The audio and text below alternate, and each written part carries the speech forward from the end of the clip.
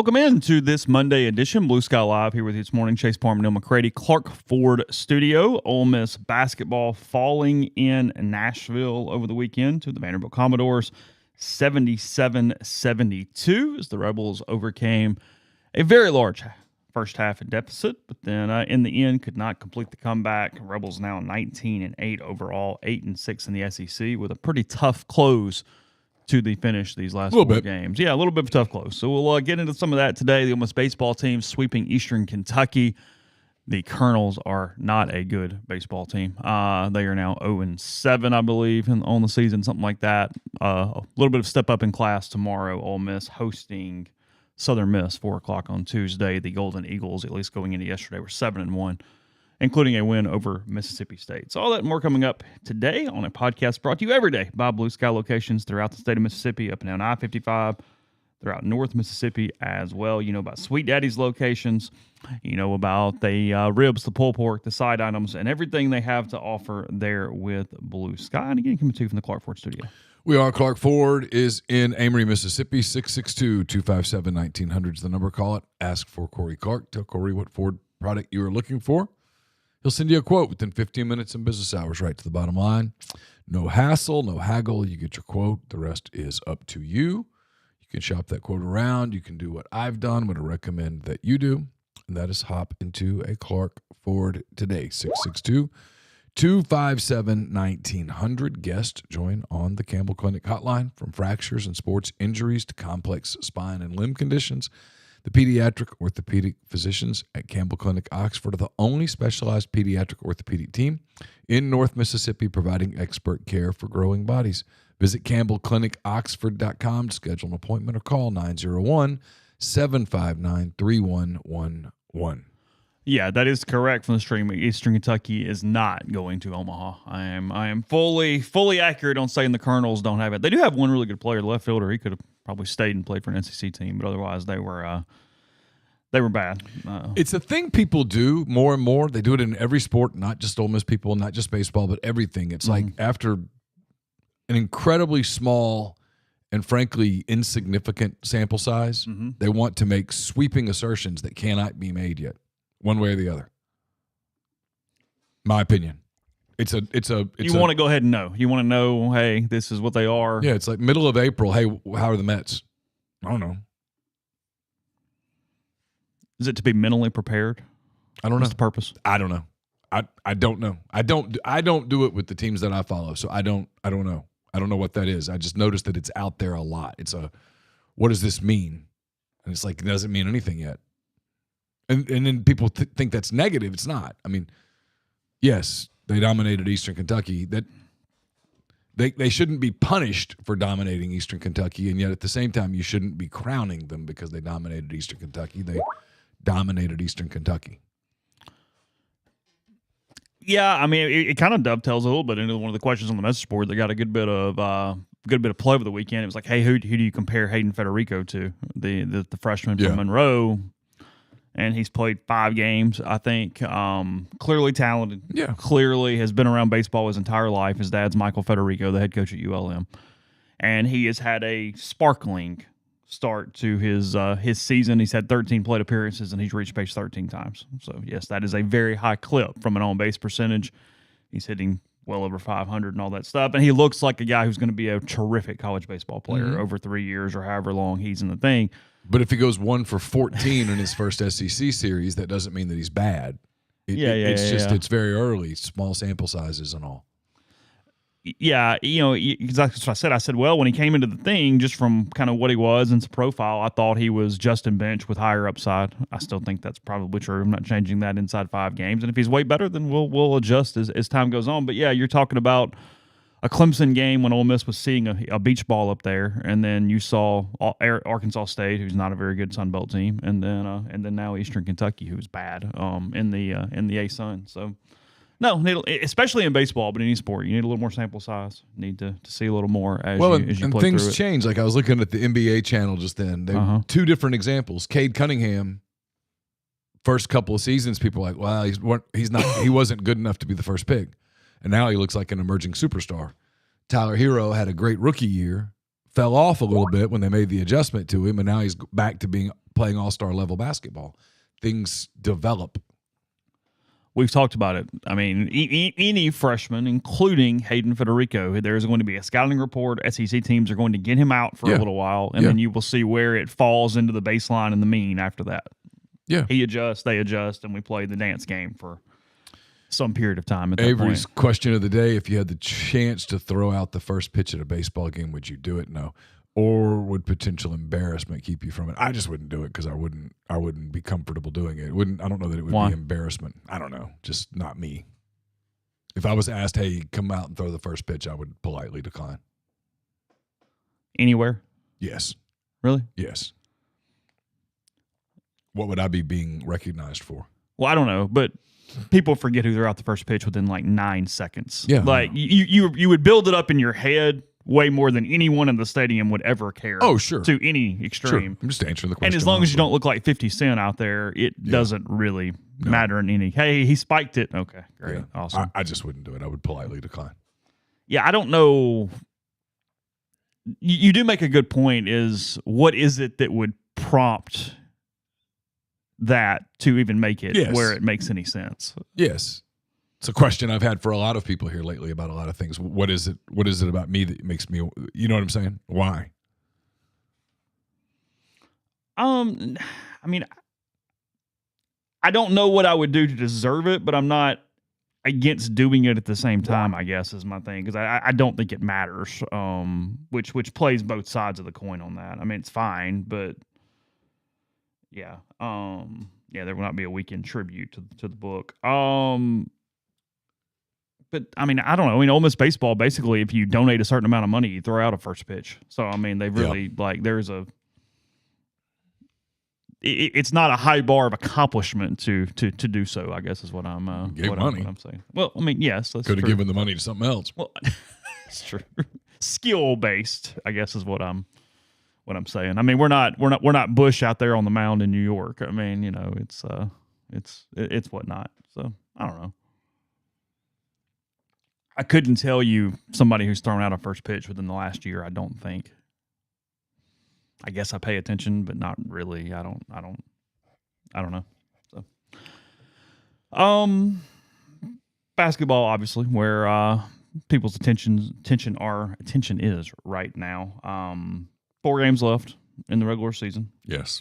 That Oklahoma game on Saturday feels like this big neon flashing sign for where Ole Miss is headed the rest of the regular season, given the difficulty of the other games. Ole Miss now coming off a couple losses in a row to Mississippi State and Vanderbilt, and barring a tremendous upset, will be 3 in a row by the time Oklahoma does come to town. That's on Saturday, again, March 1st.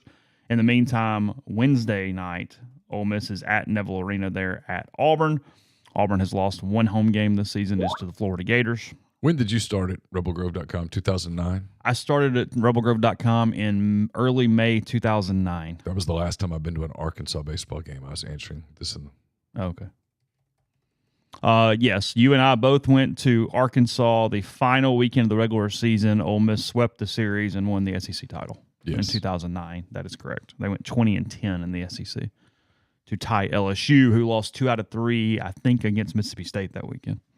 Oh. I have a sickness. It's fine. I think that sound, by the way, is coming from your laptop. If you want to do the do not disturb thing on your laptop, we can try that. It could not be what I'm thinking it is, but it might be. I'm not sure. It's just a guess. Auburn, Ken Palm giving Ole Miss a 12% chance on Saturday. On Wednesday. That's to be expected. Yeah, they're not 75% against Oklahoma, coming off a win over Mississippi State at home, but 75%. That's the game. That's the one to get to 9-9, to get to 500. To check that off the list. After that, Tennessee at home, senior day for Ole Miss, 39% on Wednesday, March 5th. And then at Florida, 16% on the road in Gainesville. So you have the 2 toughest road trips possible in the SEC remaining, and then those 2 home games, including one against Tennessee, that will be a very difficult matchup for the Rebels. I mean, look, Saturday was a missed opportunity, period. There's no reason to sugarcoat it. The odds of them winning at Auburn are incredibly slim. I mean, I guess crazier things have happened. I'm having a hard time thinking of one right now. Oklahoma Saturday's a big game. It just is. You're probably not winning at Florida on senior day, and Tennessee's a handful, especially when they're dialed in. I watched them on Saturday against Texas A&M. Not closely, but it was on in the place where I was, and Tennessee's tough. Mm-hmm. Look, Ole Miss, all of the stuff that we've talked about with Ole Miss has come to fruition right now, and most of it's negative. They're having a hard time generating offense. Their offense gets bogged down. They don't score well in the paint. They've started to turn it over a little more than they did earlier in the year. They're still very good at turnover stuff, but it's not the foolproof thing that it was for a little while there in conference play. Yeah. BWL says Hogs almost won at Auburn, but Arkansas's played better than Ole Miss for a month now. So teams evolve. Right now, Arkansas is a better basketball team than Ole Miss. That's part of Ole Miss's problem, is that right now they're not a really good basketball team. So what's happened? I don't know. They're not immensely talented. Sure. They're not getting – on Saturday, they got nothing out of Matt Morrell. They got nothing out of Mikal Brown-Jones. Well, that's a lot when you get nothing out of those guys. And, you know, they played Klafke 20, 21, 22 minutes. He gives them a lot defensively. He did a lot for them in transition, but 20 minutes. No, 22 minutes. 22 minutes. Yeah, he doesn't do anything for them offensively. He doesn't want. I turned it off. Yeah, I know. He doesn't want to shoot the basketball, and so you sometimes you're a little limited when he's on the floor, and yet he was a plus 20. I think he was the biggest plus minus for them. So Beard did the right thing by playing him. Look, I mean, it's why we had the conversation about the missed call with 36 seconds left. That was a charge. Yeah. It was a charge. He missed it. Bad miss. That was blatant miss. It was a blatant charge. They called it a block. What's the score at the time? Vandy was up 3. Okay. So you can say that was a costly foul. It was, but you dug a 19-point first half deficit. You cut it to 8, but you lose a lot of energy fighting back from that deficit. Yeah, you always see that. And then you get to it's about the 8-minute mark. I don't remember the exact numbers. I wrote it in the story. I made literally a physical note when I think it was Malik Dia hit the 3 to put them ahead. I'm like, okay, well, here we go. These are the next few minutes. These are critical. I remember thinking that, writing it down. Next few minutes critical. And sure enough, Ole Miss didn't score for 5 minutes and like 14 seconds or something. Literally didn't score. So it's hard to go, that was a block charge foul that cost the game. No, you dug yourself holes. And when you do that on the road against a desperate team, you're playing with fire. And if you play with enough fire, you'll get burned. Yeah, they went up 2 with 7:36 to go. Largest lead, by the way. 2 was it. They never got up above 2. Yeah. That was 64-62. Their last lead, 64-63 at 5:17. So 2 minutes later, Vandy had scored 1 point. Ole Miss hadn't scored at all. And Ole Miss didn't score again for however long after that. I think the next time Ole Miss scored, it was like 2 and change left to go. I mean, that is not winning basketball. And so the answer to your question, what's happened, they've kind of stopped playing winning basketball. You know, they said it too. They played with fire at LSU in South Carolina. Yeah. They won the game in the last 4 minutes because they played well. Could have easily lost one of those 2 games or both of those 2 games. They didn't, and credit goes to them for not losing. Not finding a way to win counts. But they've played with fire for a while. And this is the wrong time of year to be sort of searching for your identity a little bit. You know, I mean, when you got to play Auburn, Tennessee, and Florida here in the next 2 weeks, your hands are going to be full. Yeah, they need to beat Oklahoma. They do, period. Not to make the tournament, but to go into the tournament with any sense of confidence. Yeah, Vanderbilt was 3 of its last 3 from the floor. Ole Miss was 2 of its last 10. I mean, Vandy hit 3 shots in a row down the floor, and Ole Miss 2 of 10 to finish. And Ole Miss right now, offensively, they're getting in foul trouble and stuff because they're reaching. And I don't know whether that's I don't buy fatigue. I don't think they're tired. They were coming off a week off. No, Morrell's hurt. Matt's hurt, clearly. He's really hurt. They're not getting things out of other people. Vandy's good. And Matt only played 12 minutes. Yeah, Vandy's good. Byington's done a really good job with that team, and they play very well on that floor. And you kind of know those things going in, and so you put yourself behind the proverbial 8 ball. I mean, offensively, yeah, you get 8 of 12 from the field from Dia. He scores 22 points in 30 minutes. Played well. Only 1 turnover. He was good. Padula gives you 50% from the field, 21 points in 37 minutes, but turns it over 5 times. Yeah. He had 2 really bad turnovers late. Murray 10, Davis 9, 2 of 7 from the field, though. 26 minutes. Yeah, it was just a basketball game you lost. The problem is that they're having a lot of basketball games they're just losing right now. Yeah. It's a tough league. It's hard.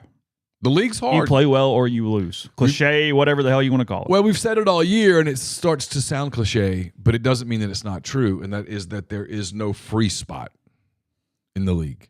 Not one. Not one. Literally not one. There's no place that you go, okay, this is a dub. Nope. Not this year. Swellen already, to his credit, has the bracket the way that he has it. And I think the bracket that he has right now is pretty close to right. He had 12 in. He had 12 in, 2 in the next 4 out. Arkansas and Georgia?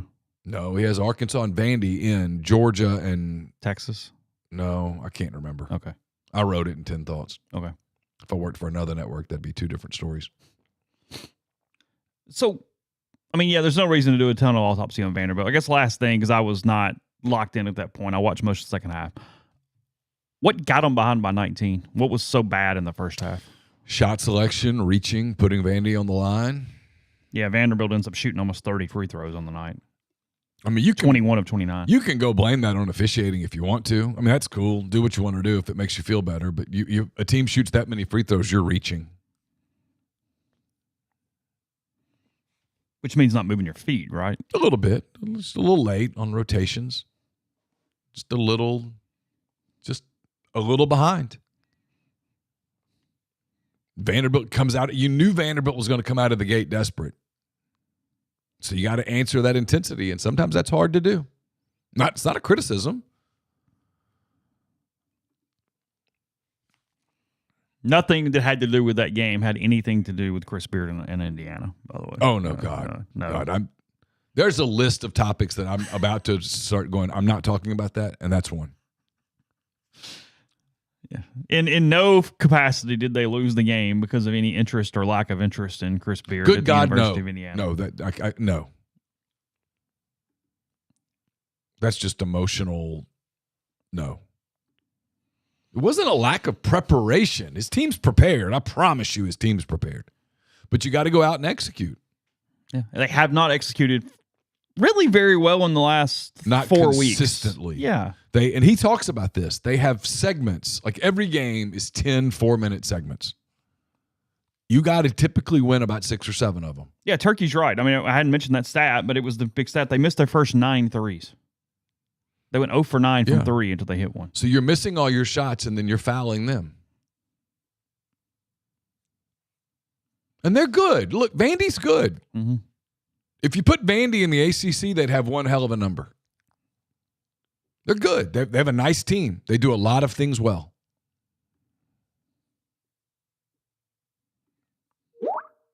I don't know what you do. Let's see, talking about it in the stream.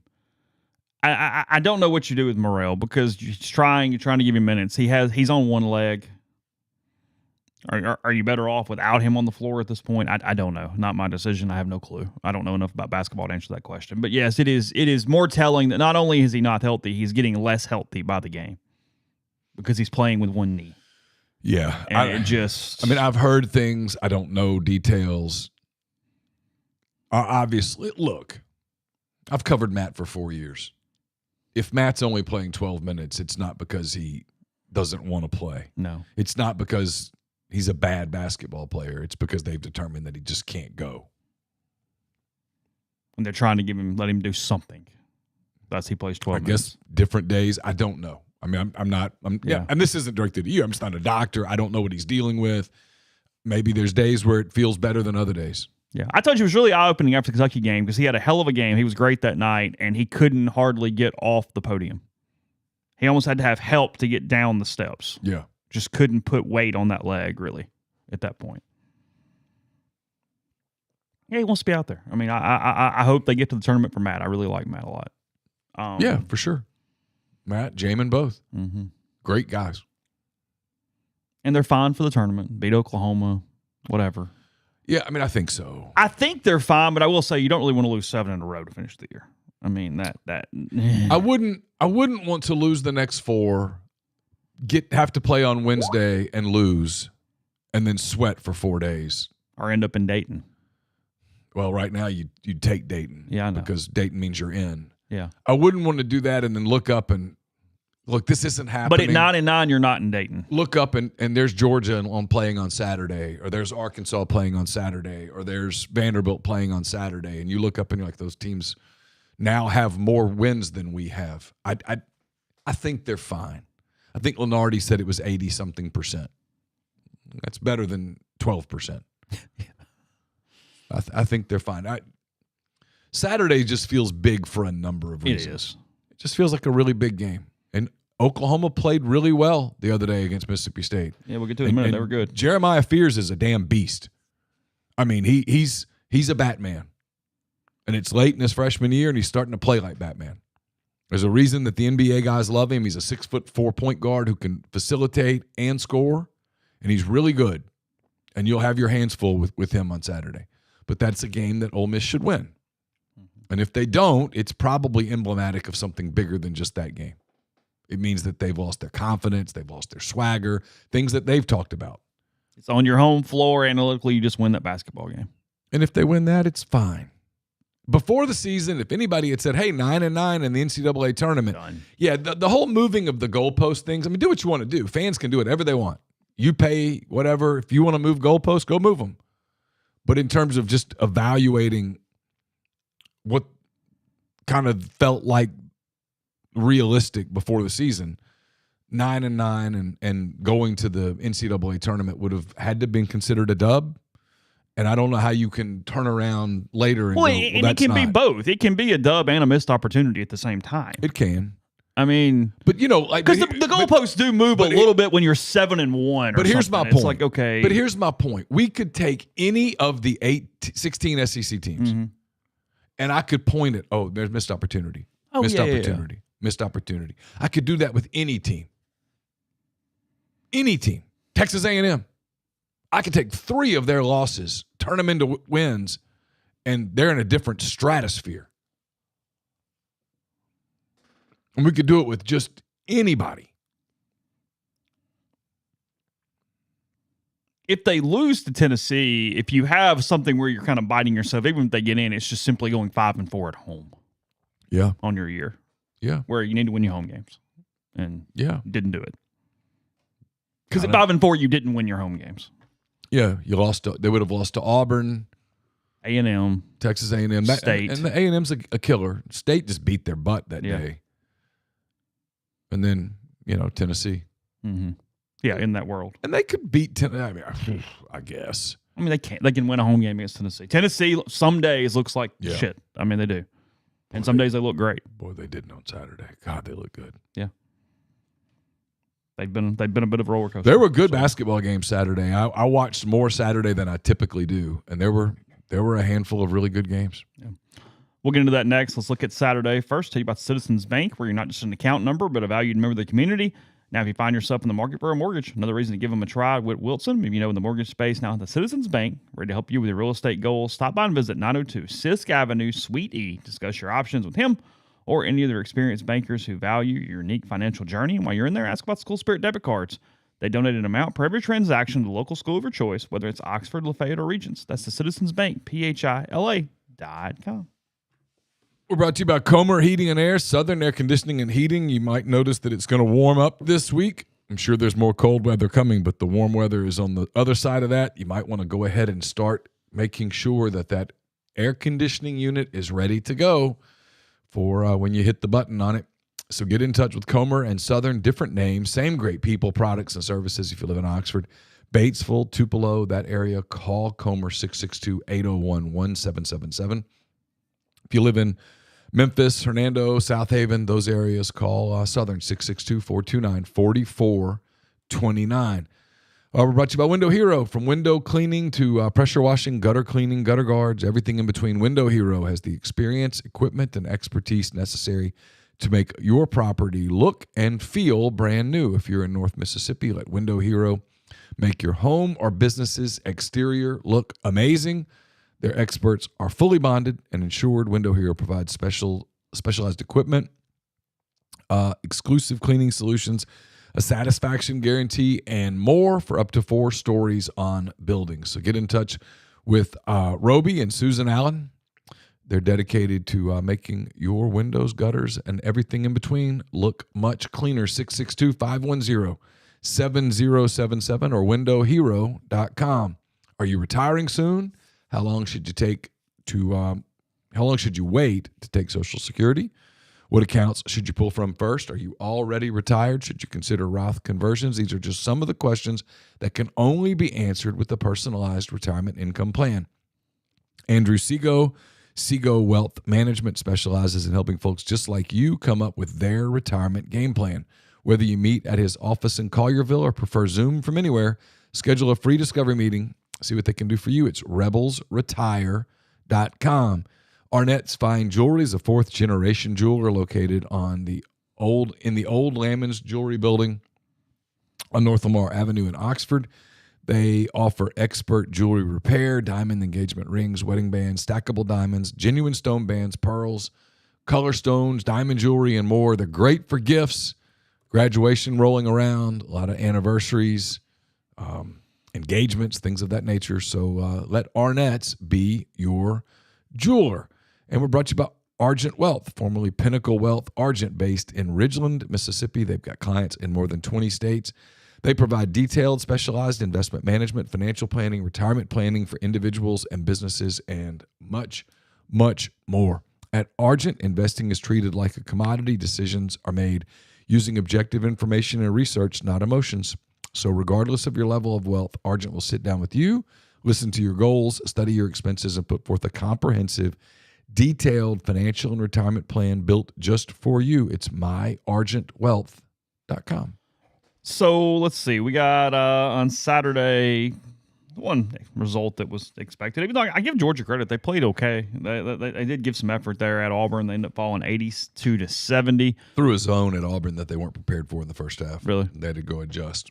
And then once they adjusted, Janai Brim was really, really good. Auburn up 5 at the break. They outscored them by 7 in the second half. Again, 82-70 there. Auburn now 13-1 in the SEC, 25-2 overall. Georgia 16-11. 4-10 in the SEC. I mean, Georgia's still hanging around from a net standpoint. They just don't win basketball games. I don't see how they get in. I just don't. It does feel like 6-12 or something is not getting into the tournament. Well, right now they're going to have a hard time getting to 6. Well, it's fair. I don't know what they have left, but it's probably true. I mean, their net right now is... They're still in the 30s. 41. Arkansas's 40, Georgia's 41, Texas 38. Vanderbilt 43 right now. Memphis down to 47, by the way. Just looking at non-league teams. Florida going on the road to LSU. It was an expected result. LSU was up by 6 at the break, though. Yeah. Got a little spunky there early. They play hard. And then Florida 48-28 in the second half. They knock them off 79-65. Florida 11-3. In the SEC, they went undefeated in non-conference play, and LSU 3-11 in the SEC, 14-13 overall. A lot of points in Tuscaloosa. Alabama 96-83 over Kentucky. Bama up 7 at the break, and then put it away there in the last 5-6 minutes. I don't know how Kentucky's won the games they have. Honest to God, I don't. They just don't defend at all. And Bama's the wrong team to not defend. Kentucky is an enigma because they have such point guard issues. They don't play defense. And yet, for the most part, they kind of stay in games. They win some games. They shoot the hell out of it some nights. I love their offense. They create a lot of open shots to make the extra pass. He's done a good job. It's on repeat. It's a good league. Sears had 30 for Alabama last night, or Saturday. Not last night. 17 and 11 for Williams for UK. Bama now 11-3. Kentucky 7-7 now in the league. Yeah. Kentucky's just got such good wins that they're in great shape. Oh, they're fine. I mean, yeah. I mean, I don't mean to make the tournament. I mean for seeding. I think Lenardi has them as a 3. Oh, really? Yeah. Wow. You'd want to, if you had to play a 3, though, Kentucky's a good one to catch. Sure. Yeah, that they have a flaw that other 3s typically are not going to have to that extent. And the injuries. Playing out where they are. 14 or a 13 seed, you don't hate seeing Kentucky. Could be a lot worse. Tennessee was excellent, as you said, on Saturday. They go into College Station and win 77-69. That game was much closer than 8 points. That was an elite game. Balls up 4 at the break. A&M played really well. Tennessee just got buckets when they needed them. Every time that it felt like A&M was a stop away, Tennessee got a bucket. And it wasn't fluky either. It was really good offense. And then they locked down on defense and got stops a couple times when they needed them. It was a high level. I think I wrote in 10 Thoughts it felt like an Elite 8 game. It was a high level game. 2 really good teams. Tennessee did a great job combating A&M's just the way they hammered the boards, especially in the offensive end, and just sticking in there and getting it done. It was a gritty, tough basketball game that was fun to watch on Saturday. 77-69, both teams now 9-5 in the SEC. Yeah. High seeds, whole nil. Yeah, I could see either one of them making a deep run. Yeah. Missouri falling in Fayetteville. Huge win for Arkansas on Saturday. Arkansas 92-85 over the Tigers. Missouri 20-7, 9-5 in the SEC. Arkansas 16-11 and 5-9. It's one they probably had to have, and they got it. So big game for Arkansas. Yeah, and they actually showed some grit. Adu Tiro goes down late in the game, missed the last 6-7 minutes. Arkansas was really thin, and they held on. They probably got a little lucky. Caleb Grill missed some threes that he normally makes. But credit to Arkansas. They had to have some big plays, and they got them. They last 4 minutes of that game, they were up against it, as Wally Cleaver used to say. And and they rose up and got the plays. It was a big win for them. They had to have it, and they got it. I think they have to get this one on Wednesday against Texas. But they had to beat Missouri. And look, Missouri's really good. Missouri's really good. You watch Missouri a 3 times where you watch a full game, not highlights, full game. They're really good. That was a big win for Arkansas. Yeah, said in the stream here, Grind points it out. Kentucky's wins, they beat Tennessee twice, and they beat Duke, Mississippi State, and Texas A&M. Mm-hmm. Those are their best 5 wins. Yeah. Hellaciously good best 5 wins. It's a hell of a resume. Oklahoma, Ole Miss's opponent on Saturday, as we keep talking about, they knock off Mississippi State in Norman 93-87. Oklahoma would have been the last 4-out team. We kept forgetting a minute ago. Yeah. They had to be with the situation. They were. Oklahoma now only 4-10 in the SEC. Still 17-10 overall. They went undefeated with a win over Michigan in the non-league. And Mississippi State 19-8, 7-7. Saw in the stream, I've intentionally not watched the kid lose his teeth on Saturday. No. I heard about it from multiple people. Please stop. And I said, you know what? We're not going to watch the screen. We're not going to look at it, because I kind of have a thing about that anyway. Like, that feels as bad as anything you could almost do to me. I don't want to talk about it. Did you watch it? Did you see it? I did. I've seen it in person. Yeah, you have. I don't. They played really hard. Credit to Oklahoma. They played really hard. Desperate team. Ole Miss will have to play well Saturday to beat Oklahoma. It is not going to be a freebie. They played really hard. Played great in the second half. Scored 59 points. Against Outgunned them. A state team that came into that game playing well. As you mentioned, Fierce 27-10 for OU on Saturday. He's a beast.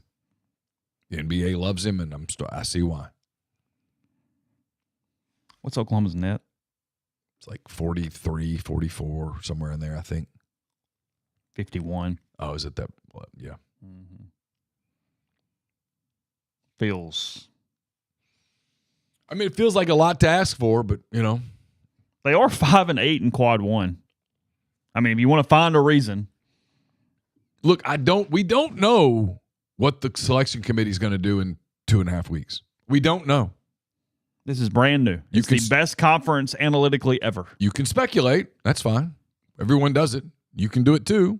You can do it. I can do it. But we don't know. I don't know if they'll only give them 10, if they'll give them 14. I don't know. But if I'm Porter Moser, I'm telling my team this week matters. Let's go play. Oh, it does matter. You're not out. It's not over. No, I mean, by any stretch of the if you're Oklahoma and you got to 7-11 in the league somehow, won a game in Nashville, I mean, I think you would be able to sit up on the podium on that Wednesday afternoon and argue for yourself. Yeah, like any injury, there is insurance through the schools for him to have his mouth fixed. Yes, getting asked through. Yeah. Mm-hmm. Yeah. TV was stupid. Apparently, they showed it multiple times, over and over and over. It's like, what are you doing? Some producer somewhere. I hate this topic. I'm sorry. Can we talk about snakes now? Snakes, mayonnaise, bananas. Yeah. The whole deal.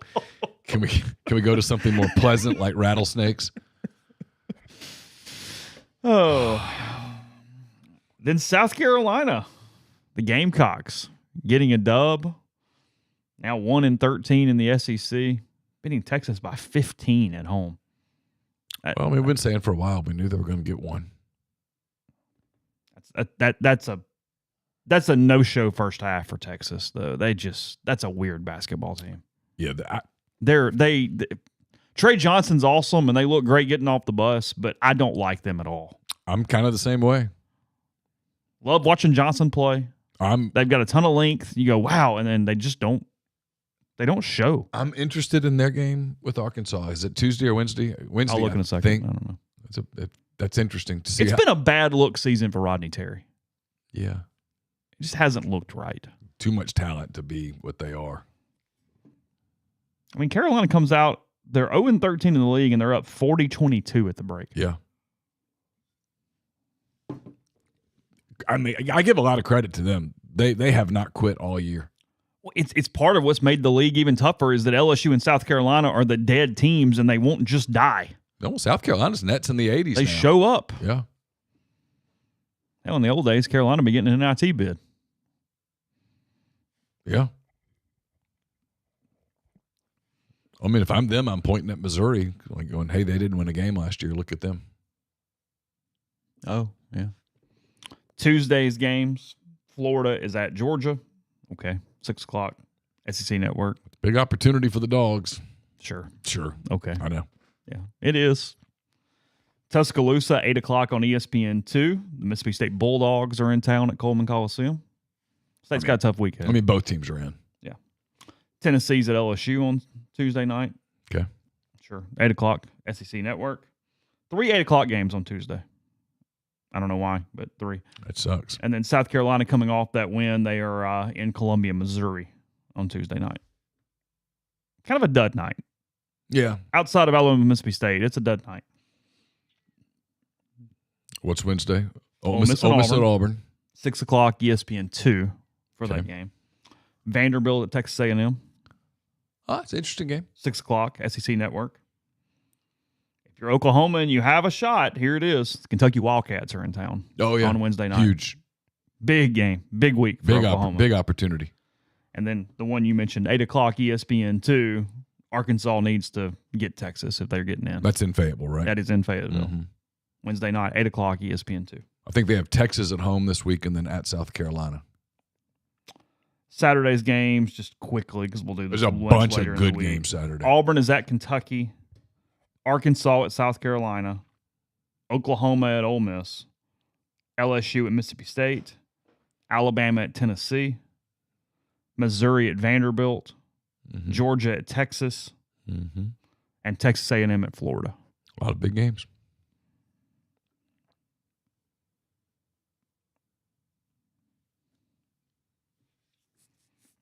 It's impossible to not have big games when everybody's That's what I'm saying. You go, hey, you play. And Well, I mean, you look around, like you talk about Oklahoma. Like, let's say Oklahoma were to win out this week. I'm not saying they will. Suddenly, you're having a different conversation with them. Say Arkansas won out this week. They could. They have a better chance than Oklahoma. They'd be at 7, and we'd probably take them off the bubble and go therein.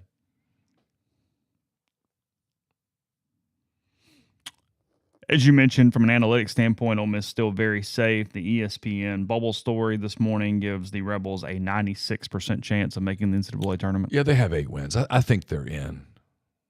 It's just a matter of you want to have a little bit of. And I do think 8 and 10 it could be very real for Dayton if you lose that first game in Nashville. Yeah, potentially.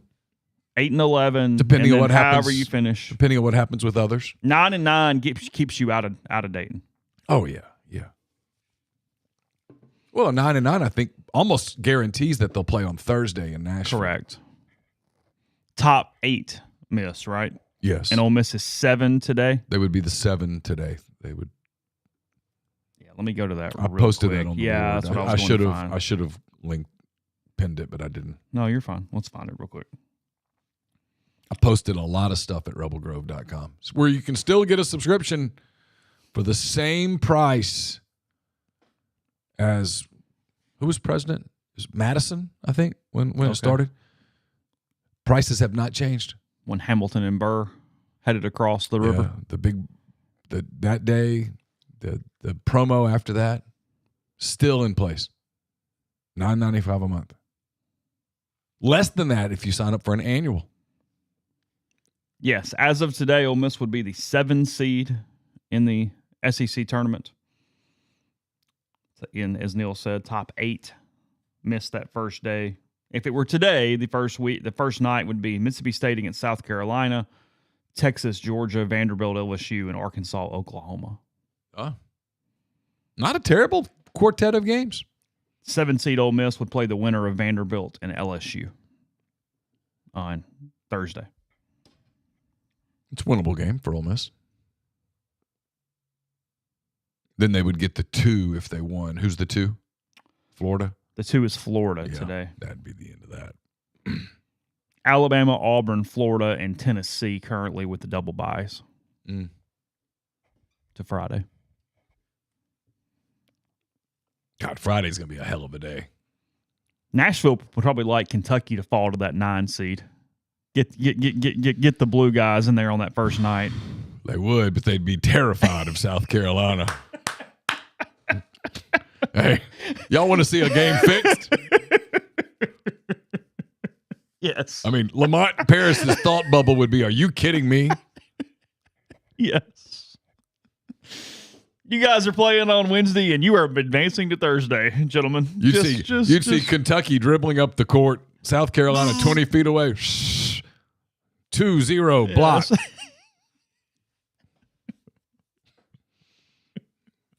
But I'm going to tell you, if that happens and Kentucky's the 9, if you want free tickets to the tournament, again, this is nice. This is my PSA. And in today's world, I don't know that the first part of this is possible. Dress neutrally. Don't go dressed up in your Ole Miss gear. Go neutral. Stand outside. And if they lose, as they walk out, say, man, that sucks. I bet that sucks. Came down for the weekend and they're already out. By chance, are you using your tickets? Have your phone out to do the transfer and do the thing. Yes. Free advice. Free advice. Do with it as you please. I know in today's world, you'd rather, instead of free tickets, you'd rather have the cloud of filming you trolling the Kentucky fan. So I realized that me personally, I would rather have the cheap tickets. But that's less riz on social media. I know. So I know. And you know, you don't get to trash someone. It's true. But that's free advice, and I've watched it work. It's good. It's good advice. When it comes to making the best hamburgers around, the basics matter. And Wendy's, well, they've got those burger basics on lock, and boy, does it show. So what's the secret to all those hot and juicy hamburgers? Simple. They craft their hamburgers with that fresh, never frozen beef they're famous for. The result, hot and juicy, beefy hamburger perfection. Every time, no matter which hamburger you order from the Wendy's menu, you already know that thanks to those Wendy's burger basics, it's going to be exactly what you're craving. I mean, as long as what you crave is a hot and juicy hamburger, a hamburger made fresh just for you, not waiting for you. After all, the perfect burger doesn't spend its time waiting around. So when you want a hot and juicy hamburger made fresh for you, it's got to be Wendy's. Fresh is kind of the thing, you know. Go to Wendy's and taste the difference in a hamburger. Brought to you by John Edwards, Regency Travel Incorporated in Memphis. John's part of Virtuoso, a worldwide network of travel partners that allows him to supply his clients with added values, unique benefits simply not available to other travelers. John traveled the globe for 37 years before he got into the travel business, so he knows the extra attention that is needed to make a special trip one that creates a lifetime of unique memories. Get in touch with John. Give him some parameters. Give him a budget. Let him give you options. And know this, you don't have to live in or near Memphis to take advantage of his services. 901-494-3387 or jedwards@regencytravel.net. Get the beautiful, healthy smile you deserve at Corinth Dental. Dr. Bubba McQueen, Dr. Jenny Beth Hendrick are devoted to restoring and enhancing the natural beauty of your smile using conservative, state-of-the-art procedures that will result in a beautiful, long-lasting smile. From routine checkups to advanced treatment, including implants and Invisalign, Corinth Dental is here to help you achieve your smile goals. Schedule your appointment today. Take the first step toward a better version of yourself. It's corinthdental.com. Are you a displaced corporate executive wanting to put your career in your own hands? Are you an experienced entrepreneur looking to diversify? Either way, Andy Ludicky can help. He's a longtime Rivals board member, a diehard college football fan, franchise veteran. He owns multiple franchises and businesses and uses his expertise to help others find their American dream through a very thorough and free consultation process. So call Andy.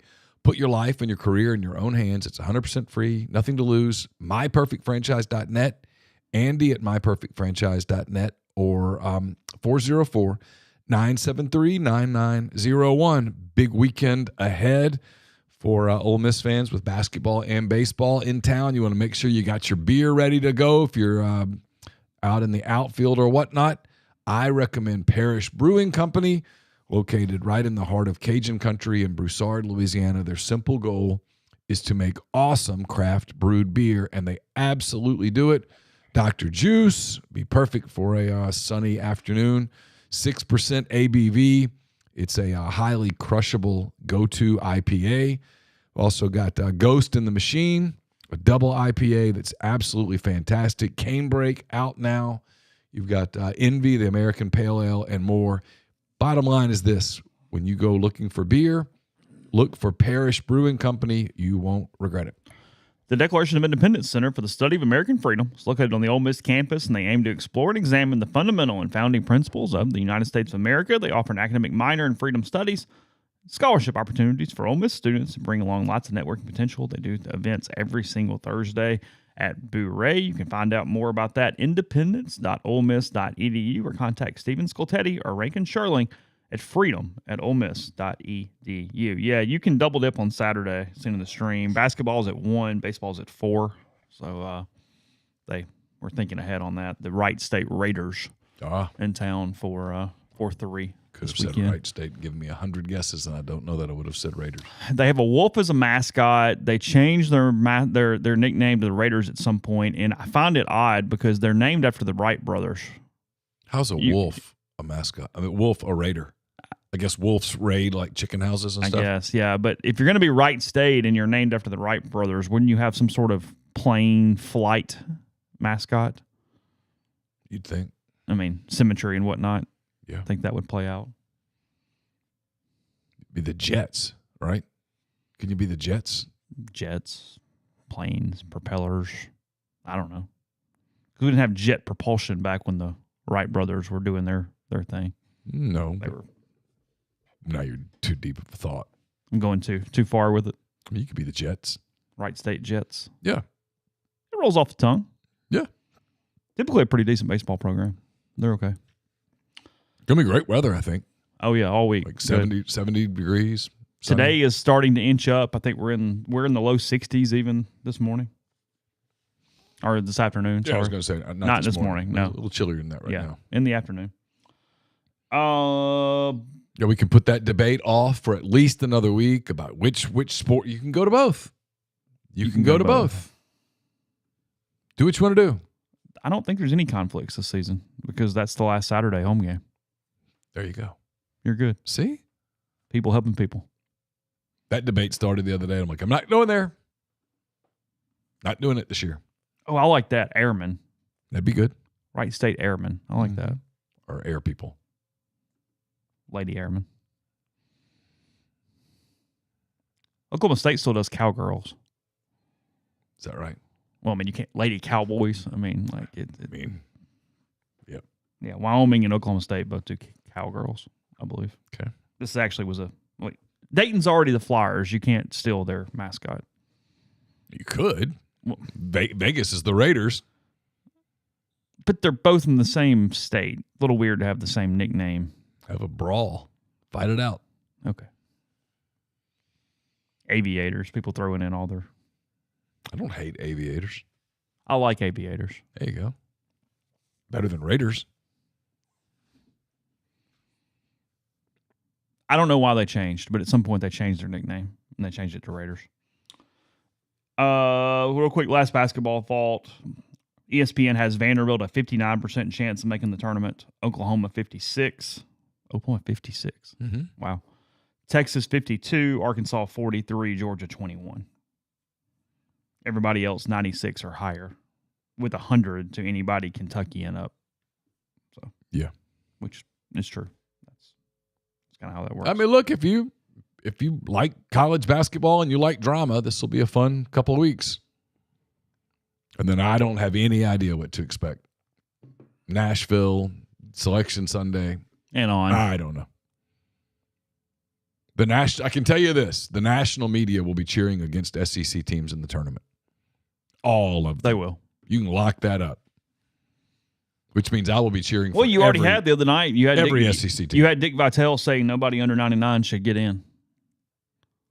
He thinks you have to be over 500 to get into the tournament. I don't want to say mean things about Dick Vitale. Okay.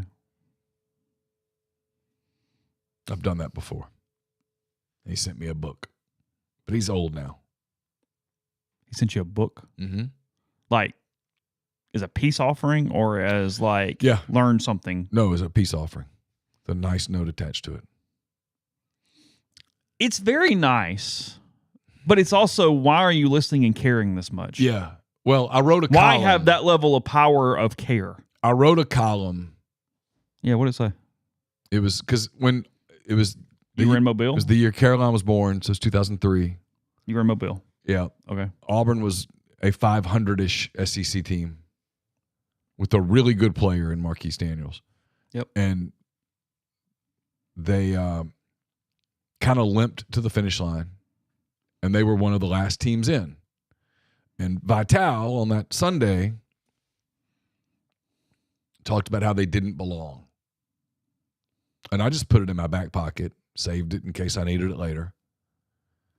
And truth be told, I was in a really shitty mood when Auburn won their round of 32 game, because it was just not a good thing for me personally. We've talked about it on the show. And I had to write 18,000 items of content that night. And one of the things I wrote was that, well, Vitale was clearly wrong.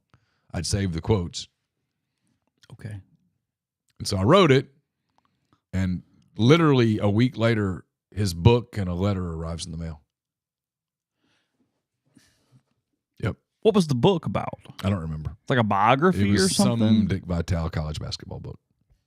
What'd the note say? The end of it said War Eagle. I remember that. And I'm like, you don't even understand me. I'm not a fan. It's not that. But whatever. It was. Why did he have that? Why did he give you that level of care? Because he's one of those people, I think, that especially back then really wanted everyone to love him. And the truth is, Auburn was a good basketball team, and they proved it. I mean, that's all I ever wrote about. When I wrote about it, I said that was a lazy take. That Auburn was a good team. That if you looked at their resume that year, they were a good team, and that they proved it because they beat St. Joe's, and then they beat Wake Forest, and then they damn near beat Syracuse, who won the whole thing. with Carmelo. I mean, that night in Albany, New York, I was worried I was going to San Antonio for the Final Four, which was not going to go well. If you had powers to dictate games, that might have been one that you would have used that power on. Yeah. Nothing against the Auburn fans. If I'd had powers to dictate games, Jameer Nelson would have gone off in round 1, and I would have gone home. St. Joe? Yeah. Okay. And he played well. Is it him and Delonte West? Yep.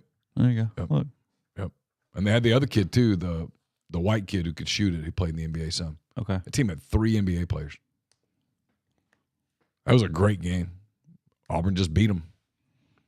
And then I remember I was in the arena, and so I went and watched 10 minutes of East Tennessee State and Wake Forest and went, oh, my God, Auburn's beating them.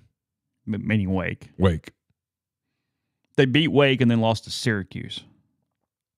Is Yes, that right? yes.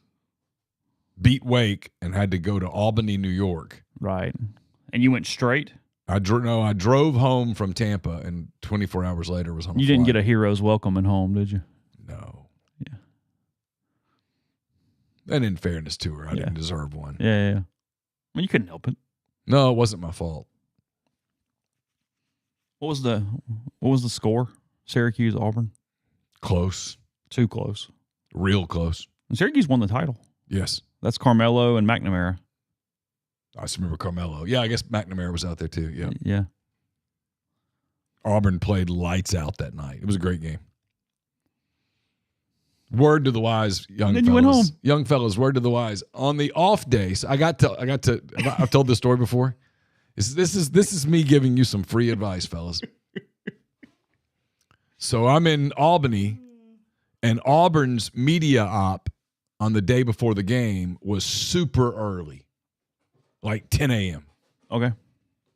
And I'm a fast rider. You'll acknowledge that. Yep. I'm a fast rider, and I'm a clean rider, which is good. And that day, I wrote, and I'd pre-written some stuff. And I wrote, and I finished about 1:30, 2 o'clock in the afternoon. I filed my copy, and usually back then you had to wait for editors to review the copy. Okay. And they came back with, hey, that's great. 79, 78, someone says. Yeah, you're good. You're clean. And I'm Meaning like, you're done. you're done. And so Charles Goldberg, who covered Auburn for the Birmingham News, comes up to me and goes, you want to go to the city? And I'm like, Albany? And he goes, no, New York. I was like, yeah. So I took the train with Charles to New York. How far is that? Hour and a half, 2 hours. All right. And so we hung out in the city basically overnight. I made the mistake of calling Laura from New York. That was an error on my Oh, no. I should have just said I'm in Albany, but I was in New York. And You were technically in New York I when you were was. in Albany. I was. That did not go over well. But we hung out. Because you were sightseeing and being a tourist and having you were on vacation, really. Yeah. At that point. And so, yeah, that didn't go well. So the next night when Auburn is giving Syracuse and Melo all that it wanted, I'm like, okay, well, if they win this, they're probably winning on Saturday. Yeah, because Syracuse beat the hell out of Oklahoma in the next round. Is that who it was? It was a 1 seed. Oklahoma was the 1. Is that right? Yeah. Q's was a 3. Okay. Auburn was a 10? Yeah, 10. Yeah. Yeah, Auburn 65-63 over St. Joe overtime. Auburn 68-62 over Wake. Yeah. 79-78 Syracuse. Syracuse 63-47 over Oklahoma. Yeah, I never got that far with the scout. I remember just going, surely my guys are losing to Melo, right? And then as that thing got going, I'm like, oh, I don't know. Marquise Daniels was electric in that tournament. That's a good point, G. Neal should have just called home from a Broadway show. Hey, I'm walking in to see Cats. Yeah. That's what I'm doing. That's about all that I Les did. Mis was awesome tonight. Let You me tell won't believe the seats we got for Les Mis. It's amazing. Yeah, Goldberg and I found some Italian restaurant that was open late. Okay. You know, we got a bottle of wine, the whole deal. That was not wise. Time did you get back? Oh, we got back to Albany an hour before tip. Are you kidding? No. We hung out in New York the whole next day. What if something had gone wrong on travel? I mean, it didn't. So there you go. It's Amtrak. It was going to be good. We got back. Okay. I guess that is true. I mean, Went to the arena. trains don't run late like planes, do they? I mean, they pretty much take off when they're supposed to take off. Yeah, pretty much everything was good. Got back to the arena with 40 minutes to spare. Oh, well, good. That was good. When did you leave to go home? The next morning. The next morning. Early. Was it a night game? Yeah, it was a night game. I called the newspaper that night and begged them. I said, can someone just get me on a plane? I need to get home. And to the Mobile Register's credit, I was first class the next morning going home. Were you really? Mm-hmm. Yeah, they knew he just had a baby. I mean, They spent money back then, too. Yeah, it was called the Mobile Cash Register. They were fine. Go wherever. It was get home. That was nice. It was real nice. I needed to get home. Just had to be back at Plainsman Park the next afternoon for a little baseball. Probably. In March, and here we go. Spring football kicking off here soon. They're probably, well, today's Saturday. You know, you could get up to Auburn tomorrow. One little quick side note. Spring football starts Monday. One little side note. We'll talk baseball in the final segment for a few minutes. But I read this morning Nebraska had canceled its football games with Tennessee for the next year or two, whenever it was. And it's the world we're in, but when you see it out loud and you go just another thing negative to fans and everything else, Troy Dannon, who's been at Tulane and Washington, now at Nebraska, is their AD. He said that he spoke to multiple college football playoff committee members and essentially did research on it before he canceled the game with Tennessee, and they told him that game in no way will help you and it will only hurt you. Don't play it. Yeah. He said that's what they told him. It's all about conference standing and having wins right now, so whatever. Of course, it'll be a different format by the time those games would have been played, but I get it. Might even matter less. It might. I mean, I'm not going to get on my soapbox right now. I'm not in the mood to do it. But so far, the people who have paid the price have been fans, literally and figuratively. Yes.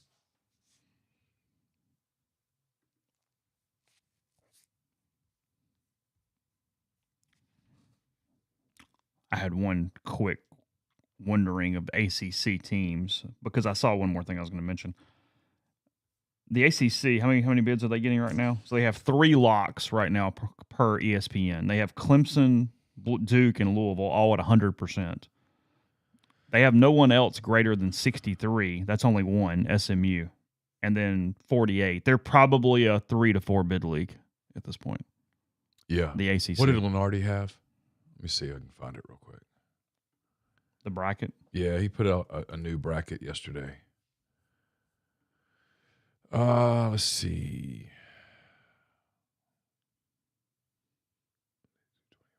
That's not the one. He did a new one yesterday. Oh, really? Yeah, I thought so. Okay. I don't know. Yeah, one day ago. Okay. All right, here we go. He's got ACC with 4. Okay. He has SMU in. I don't see the whole bracket here, but he's got ACC. He's got SEC with 13, Big 10 with 10, Big 12 with 8, ACC with 4, Big East with 4, Mountain West 3, West Coast Conference 2. Paul would have already been gone from Wake, right? He wasn't on those teams. Yeah, it wasn't Paul. It was Josh Howard. Okay. He has SMU first 4 out in the latest bracket. So he has Clemson, Louisville, Duke, and some other ACC team that I'm not seeing. Yeah, he's got North Carolina, SMU, Georgia, and Boise State first 4 out. Okay. George Mason, Xavier, Indiana, and Villanova next. He has Maryland in. Okay. That's the other one. He's got No, that's a Big Ten team, though. He's got West Virginia, Vanderbilt, Texas, and Nebraska as the last 4 teams getting byes. Wake Forest, last 4 in. That's it. Yeah, he's got San Diego State, Oklahoma, Arkansas, and Wake Forest as the last 4 in. Okay. He's got Oklahoma in the tournament. Okay. And so people can do this thing, and I've watched the reaction. People are like, you're wrong. He might be. He might be. But, I mean, as good of a guess as anything else. Sure. But he might not be. He's pretty good at it. What I saw was the commissioner of the Big East yesterday afternoon discussing some type of alliance or scheduling with the ACC in an attempt to salvage something from a basketball standpoint, that they are trying to go in together and do something to up the profile of both leagues. ACC and Big 12? Big East. Big East. Yes, ACC and Big East. Because they do have some named teams at the top, but they don't have much depth. Oh, I'll tell you this: if I'm the SEC, we in the Big Ten are playing next year In basketball. Yes, Yeah. Everything. Yeah. We'll do an SEC Big Ten basketball challenge. Absolutely. Why would you not? Yeah. Alabama, Illinois. Good. Great. Sounds great. Let's do it. Why would you not? Yeah. Wisconsin, Kentucky. Okay. I mean, shit, dude, I'd think about a home and home. Everybody gets a home game and an away game. Just stack it. Why not? Yeah. No, 100%. I like it. Completely good with it. I mean, someone give me a reason why that's a bad idea. The losses don't hurt you. No. The wins help you. You have nothing to lose other than some travel money. Yeah. You only get a positive from net and everything else. I mean, if you're like, I don't know, Tennessee, you get Michigan at home and you go to Michigan State. Yeah. Why not? Yeah. All right, we'll close the show with some baseball in a second. Before we do that, tell you AnySpark, the fastest, most reliable fiber internet option available, whether you're streaming the Rebels or connecting with family and friends. They offer both residential and business packages with speeds up to 2 gigabits. That's up from 1 previously. Same price. To learn more, register for service, nespark.com. AnySpark, get connected, stay local. We're also brought to you by Easy Hemp Co. Easy is a hemp-infused sparkling water. It's a guilt-free alcohol alternative, a natural way to relax and unwind. It's all natural, made with real fruit, no added sugar, low calorie, gluten-free. 1 12-ounce can of Easy has 3 milligrams of THC. With Easy, it's easy to avoid the gummy scare and control your experience. So change the can, not the ritual. It's easy. Visit easyhempco.com to view the Easy Finder to find Easy near you. Easy is Farm Bill compliant with hemp derived from THC CBD extracts. It's for people 21 and older. Enjoy responsibly. I'll have a mailbag to you on Wednesday. That's brought to you by our friends at Sotheby's International Realty, Art Hayes specifically. Are you thinking of making a move? Put the power of Sotheby's to work for you. As a licensed agent with Sotheby's International Realty, Art Hayes can help you buy or sell anywhere in your hometown or anywhere in the world at no charge to you. Seriously. So call and ask Art how. 612-805-5929 or email him at arthur.hayes@lakesmn.com. Podcast is brought to you by the Men's Clinic, Madison and Brandon. In Madison, that's 601-607-7869. And Brandon, 769-241-9012. Their mission's simple. They want the patients to remain as healthy and as strong as possible throughout the aging process. They optimize testosterone, improve sleep, reduce inflammation, treat insulin resistance, and much more. So to make an appointment, that's themanthing.com. You make the first appointment, go see them. They can treat you from pretty much anywhere. Again, 601-607-7869 or themanthing.com. Yeah, I think Kentucky and Louisville, the rivalry's fine. I don't think it's necessary to stop that. You're not going to get banged up by that. There's no superpower in that. Talking about basketball?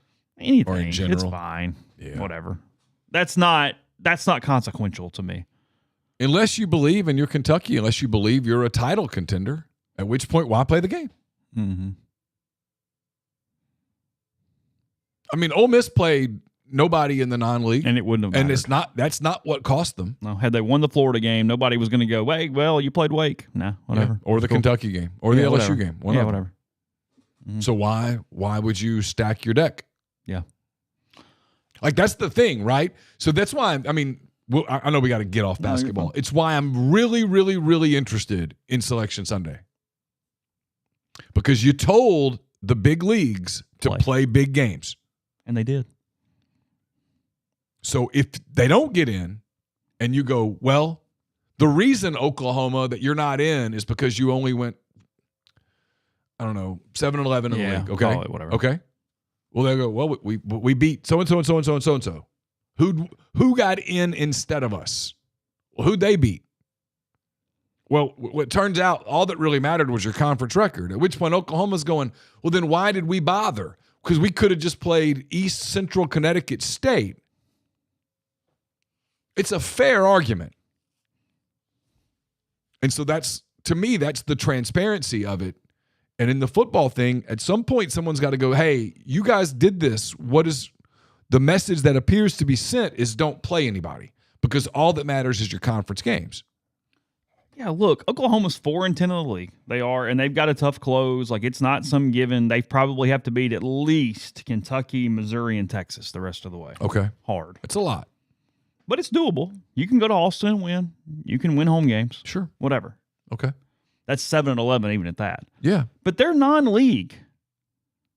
Providence, Arizona, Louisville, Georgia Tech, Oklahoma State, and Michigan. They played a They schedule. won them all. I know they played a schedule. That's my point. There's no bubble team that has an eyelash to that. No, it's my point. Pick out that sixth-place team in the ACC, and they ain't got half of that. Do Vanderbilt. Do Arkansas. Yeah. That's my point. Those teams, you told the whole league. Look, I'm sourced on this, Chase. They told the league play games. And so the league, at their coaches' meetings, at spring meetings, and all that stuff, Sankey and company delivered a message, you got a schedule. Yeah. And so they did. And they won a bunch of games. The league is stacked. It's hard to win in the SEC. Holler at Chris Beard right now. I bet he'd agree with you. So, hell, Chris Beard's not the best example. Holler at Rick Barnes, at Nate Oates. It's hard to win in the league right now. But the message that you sent to the league was play these games. And so I think, my prediction, Selection Sunday, they're going to get validated. Yeah, I think you're probably right. I mean, I'll go one further. If you tell me 6-12 Oklahoma gets in, I'm like, oh, well, their resume's pretty good. Yeah. Years ago, when Michigan State got in with what appeared to be a dog record, you looked at their games, you're like, well, they played nothing but good teams. Mm-hmm. It's not like you loaded up on, was it Alabama's played like 2 quad 4 games? Everybody played games. We started with it a little bit. I don't have a lot baseball related. Again, they sweep Eastern Kentucky. They win 8-0, 9-4, 9-3. Eastern Kentucky's bad. They lost 2 to South Al, 1 to SIU Edwardsville, and 1 to Kent State prior to Oxford. You'll find out a little more tomorrow night. Southern Miss, 4 o'clock. Wright State, Jacksonville. And then in league play, the first 2 weeks, and we got plenty of time to talk about this, so I'm just going to introduce it here. First 2 weeks, I think, will tell a ton for Ole Miss on not just where they stand as far as if they're any good or not, but can you get some early wins to kind of get the math on your side? Because they open with Arkansas at home, and Arkansas is very, very good. They're very good. But it's at home. Can you do something? And then you have to take advantage of the Missouri Tigers. You go to Missouri in week 2, you get the gift of all gifts with Missouri on the schedule, because there is a chance that Missouri really, really sucks. Typically, Missouri has had a little pitching and been able to kind of be decent despite not caring at all. And I'm not sure that's the case. I mean, I'm running through their schedule to date. Missouri, through 7 games, whatever they are, they're 3-4.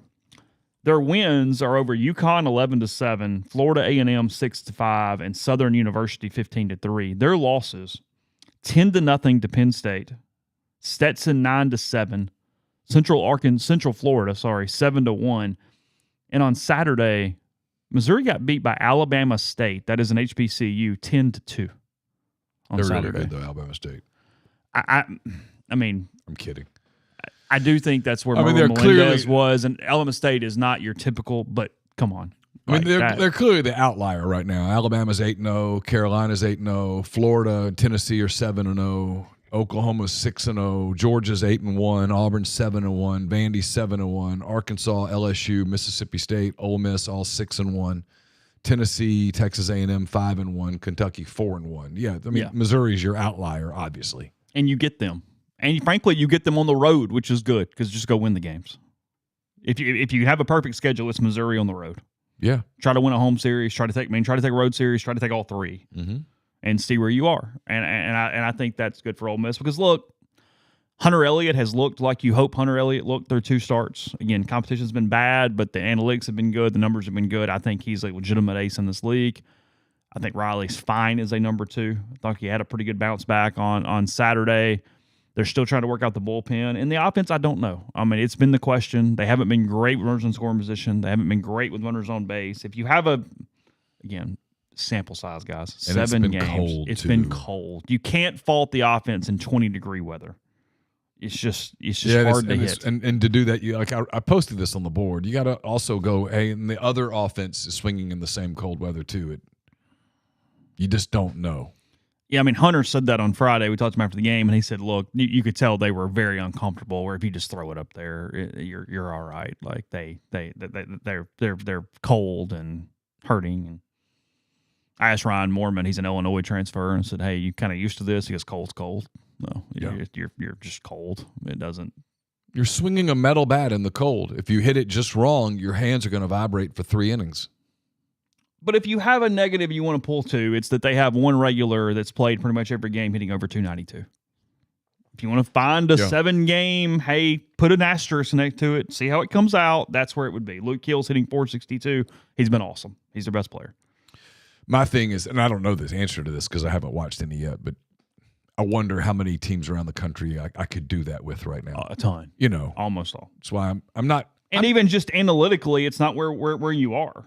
I mean, you know what I mean? I mean, a batting average does not matter the way it used to matter. Yeah. So you're not even set up the same way. Yeah. If Ryan Moorman hits 262 or 252 or 242 but hits 20 home runs, he's in the lineup every day. Yeah. And Ole Miss has hit 11 home runs through 7 games. They have run the ball out of the ballpark. They're stealing up more bases. They're faster than previous years. Now, Eastern Kentucky, again, bad at catcher. It was rough. But offense would be where I kind of sat the situation there for that. No, the goal is to make Swayze was built to host, but the goal is to get back in the tournament. Anything else is too high of an expectation on this team right now. That is, if they get in that conversation, they did one hell of a job and they put a good roster together, and you just celebrate it. Don't think. So, of the undefeated teams, have any of those guys played anybody? Alabama, South Carolina, Florida, Tennessee, Oklahoma. Tennessee's played nobody. Oklahoma had a good weekend. They played in the tournament over the weekend. It looked better than people would have thought. Yeah, they've been okay. I mean, you figure Florida's going to be good. Vandy played in a pretty good early tournament. They were in Puerto Rico, I think, for a tournament. Vandy's 7-1. Yeah. Georgia's 8-1. Have not noticed them playing anybody. Auburn's 7-1. Yeah, I see in the stream Auburn's loss is to Holy Cross. I didn't know that. That was last weekend. The league's great. I mean, Texas A&M lost the game to Cal Poly, but it's a baseball. You're going to lose a baseball game. It's fine. So no, league's who did really LSU lose to? Omaha. I saw that. They lost to Omaha. That is correct. They played 3 games of the weekend and lost one of them. Who'd State lose to? Southern Miss. Okay. Southern Miss 3-0 last Tuesday. So Ole Miss both ranked. Ole Miss did get into the D1 baseball top 25 this week. I think they're at 24 maybe. Southern Miss I think is at 22. Maybe I have those inverse, but either way, 24-22. Ole Miss and Southern Miss. Mike Bianco has not announced a starting pitcher for tomorrow. They're still just trying to get guys innings. I mean, it's early. You're just trying to see what works out at this point. So we'll hit more baseball later. There's not a ton to go crazy on, but that's where they are. 4:00 tomorrow night in Oxford, the Golden Eagles. It feels crazy that conference play is like just 3 weeks away. It is. It is. Only just feels why I don't know why. Like it's something with my mind. Like I can't believe it's almost March. We're already here. It's February 24th. I know. Sundays. I mean, Saturday is this is March. Oh, it's going to be that time. Absolutely. We were discussing this in the press box. If you walked into a bar, if you saw a guy walk into a bar and he's wearing one of John Rothstein's shirts he bought from him, you judge him to points that's hard to explain, don't you? Completely. Like, I have no interest in talking to you and ever being your friend. You could walk over here and be the most incredible conversationalist ever, and I'm judging.